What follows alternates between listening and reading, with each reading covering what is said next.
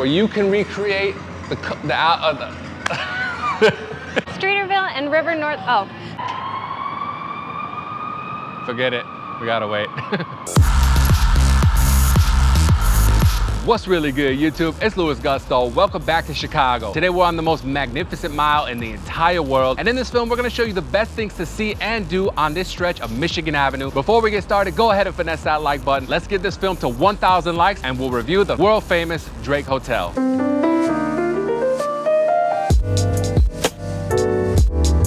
Mag Mile is the nickname for Michigan Avenue between Oak Street and the Chicago River. To get to Magnificent Mile, take the CTA Red Line to Grand or Chicago and then walk east. You can also take the water taxi from Navy Pier to the Michigan Avenue dock. Buses that serve Mag Mile include 3, 146, and 151. Mag Mile is the dividing line between Streeterville and River North. Lakeshore East, the Loop, and Gold Coast are also nearby.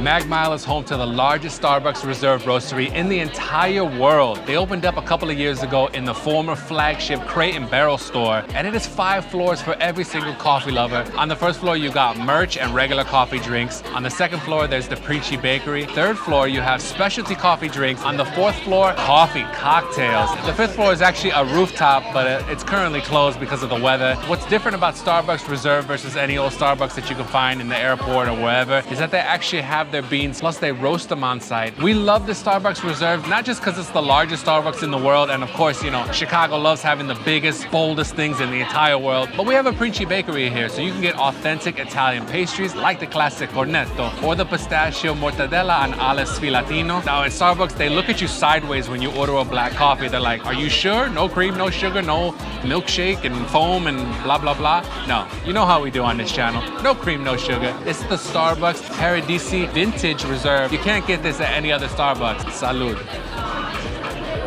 It has notes of plum, orange, and baking chocolate. When you come to the Starbucks Reserve Roastery, you're not here just to get those regular drinks, those lattes, macchiatos, cappuccinos, black coffee. Well, maybe Louis is, but I'm here to get everything that's crazy, over the top, super fun. It's all about the experience, and that's why we're here. I ordered the cold brew malt. Let's go. You can't just get this kind of drink at a regular Starbucks. I would definitely recommend this one. It's kind of like coffee ice cream. That's what it reminds me of. When we came to Starbucks Reserve Roastery when it opened up in 2019, I remember getting this pistachio mortadella on olive bread sandwich, and it has been in our memories ever since. They actually had a Preachy in the West Loop, but that one closed down sadly. Anyway, I gotta taste this again. It looks so good.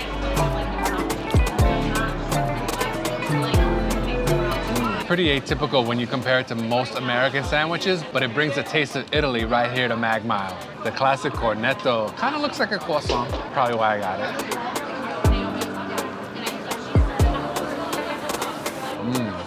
A little crispy on the outside, so soft on the inside. Great buttery flavor, perfect with coffee. We're sitting here by the window with a perfect view of Mag Mile, the largest Starbucks Reserve roastery in the entire world, right here. Before the 17th century, this land was mostly swampy prairie, and Lake Michigan was right next door. Chicago's first peoples used the river as a thoroughfare, and the wild, oniony, garlicky leek that supposedly gives the city its name grew in abundance. Jean-Baptiste Point du Sable was Chicago's first non-native resident, and we're standing right where he set up his cabin and trading post. He lived here for many years with his wife, who was a Native American, and children. This was the beginning of commerce on the Magnificent Mile.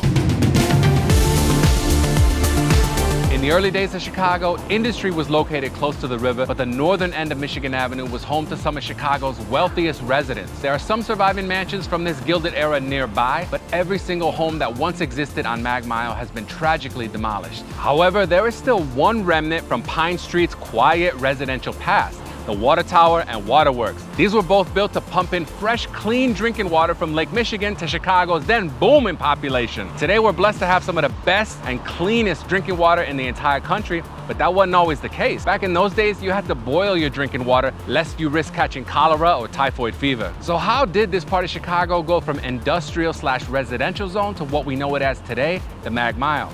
Well, that, my friends, is what we like to call a cliffhanger.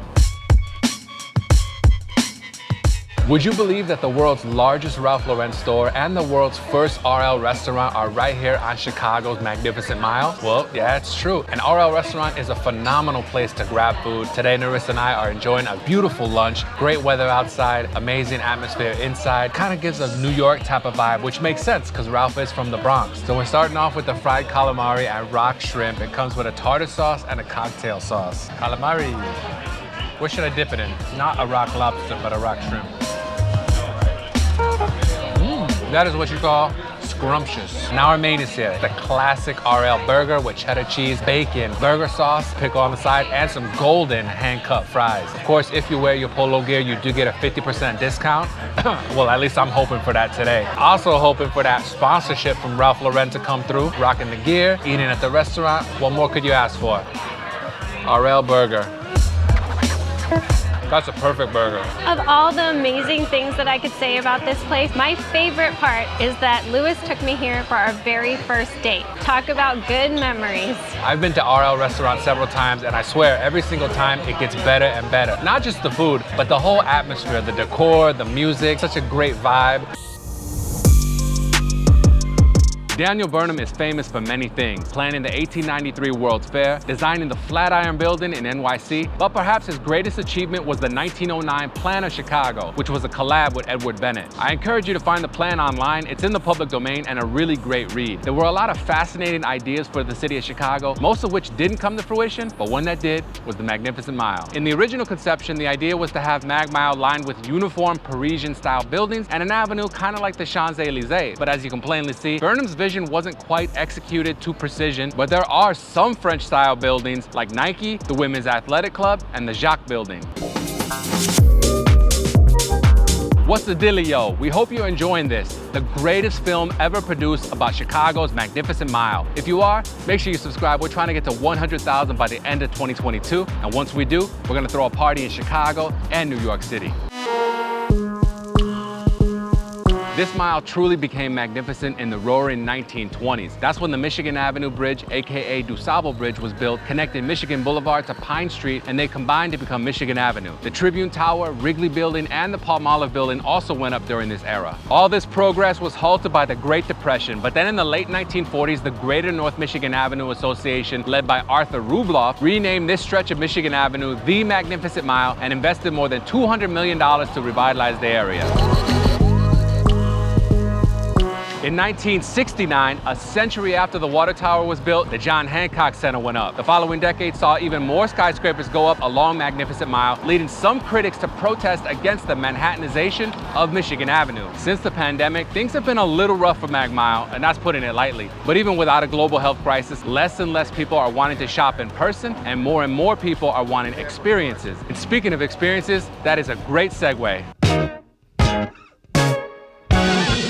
Prince the Immersive Experience opened up on June 9th right here on Mag Mile. Immersive, multi-room experience for hardcore Prince fans or people who are just getting into his music. We are in a recreation of Studio A from Paisley Park, and in this room you've got all this set up with Bose headphones, and you can play Prince's song, Let's Go Crazy, all the stems. You put on the headphones, hit that red play button, adjust all the different stems, kind of like Burger King, make it your way. So in this long winding hallway, you'll find Prince's discography. I had no idea that he released this many albums. If you're like into binders and organization and stuff like that, this is perfect because it got the track list, the year that it was released, and the album covers. I know people really don't care about album covers that much anymore, but they're pretty dope. In this room, there's a recreation of the First Avenue Club where Prince played many concerts. You can also recreate the Purple Rain album cover, complete with the motorcycle. There you go. We are in the Bose listening experience room next to a monolith where you can take a quiz and it's gonna suggest for you some Prince deep cuts. Once it selects the Prince tracks for you, you can actually send them to your Spotify playlist. There's a general admission, a flex package, and the gold experience where you could do things like skip the line and get this pretty dope VIP badge. There's even a gift shop downstairs, and you don't have to buy tickets to the experience to come in and browse and maybe purchase some jackets. But of course, it's all about the music, right? Pick up some of his best albums on vinyl. That is, if you have a record player which I personally don't. The creators of this experience worked with Prince's former collaborators and his family to put it all together, and it runs through at least October. So if you do want tickets, make sure to go to princetheexperience.com.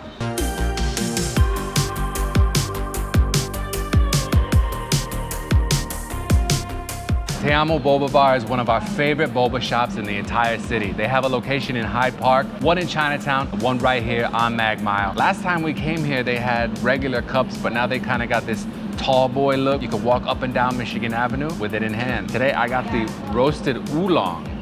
So you gotta open up the can like this. I also got crystal boba. That is some fire roasted oolong. For all you Instagrammers out there, this is the Te Amo O2. Look at all these pretty colors, but unfortunately you have to shake it so that all of the flavors blend together right before you drink it. That's still a really beautiful color. 360 Chicago is our favorite Chicago observation deck. Not that there are a whole lot to choose from. This one puts you over 1,000 feet above the Windy City and Mag Mile. We have an entire film dedicated to 360 Chicago, Tilt, and the Signature Lounge, so make sure to check that link in description. Today, Mag Mile is probably most famous for its world-class shopping, like the Apple Store, Nike Chicago, formerly known as Nike Town, the Cubs team store, Sara, Water Tower Place, Bloomingdale's, the world's largest Ralph Lauren store, H&M, and so much more. Chicago should once again follow Paris's lead and turn Magnificent Mile into a true boulevard. Car-free, public transportation, protected bike lanes, and of course, more park space and places to sit and just chill. Peace and blessings.